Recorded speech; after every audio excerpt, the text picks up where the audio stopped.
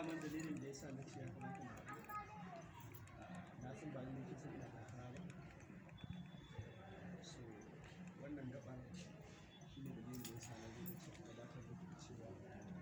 gabatar da cewa ina takara inda da nisan jiha. Kuma ina son amfani da damar da ke a hannun ku da irin mu'amalar da kuke da mutane da yawa lokacin da yana cikin wannan harkar kai gaci kowa ya amfana da tsarin da a gaskiya ba zan koya maka ka zo da al'amarin da mace saboda ita dai siyasa da kake ganin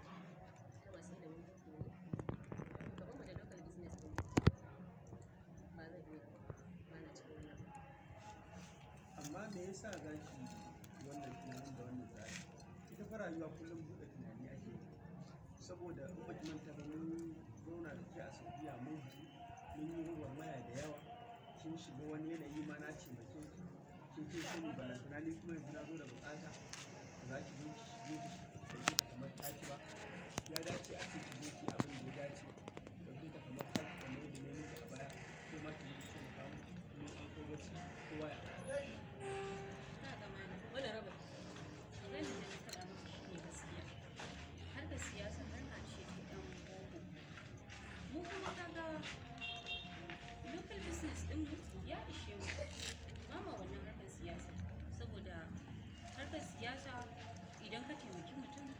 daga baya idan ya samu abin da yake so ya ci amanar kai tafi can ya je ya manta, saboda haka mu ba mu san da zance ba gaskiya. wannan su ne kuke ba kuma ba ki manta ba shi ma mun haɗa ki a gurin malam a gurin boka babu irin taimakon da ban muku ba a lokacin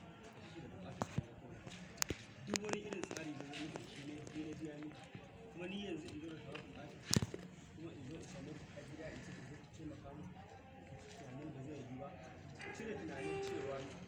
yan siyasa suna da matsala kaza matsala kaza matsala kan ku tunanin ku za ku zo ina shawarar da ku zo ku taimaka ma abin kudina don mu kai ci kowa ya amfana. Wani raba gaskiya kake so magana maka kana so ne da ita ya kake so gaskiyar maka gaya maka ba shi ne kuma kana maganar ka ce mutum a Saudiya ko kayan man me kai sanin kanka ne duk cikin mace duk kai wata shi ya ina so da wani ta zo inda nake Allah saka miki saboda haka ina son tuna cewa ba ka da taimakon da za ka biya ko in ce ba ka da taimakon ko ka zo neman taimako kuma ba za mu yi ka gani. To ai shi ne yake wani zancen taimako kai ka sani ka san yadda ne kaurin suna a garin yadda na zauna na tsara gaba na tsara baya, wani taimako kuma ai babu wannan magana kawai malam ka je gaba Allah ya bada sa'a. A nan dai gaskiya baka samu shiga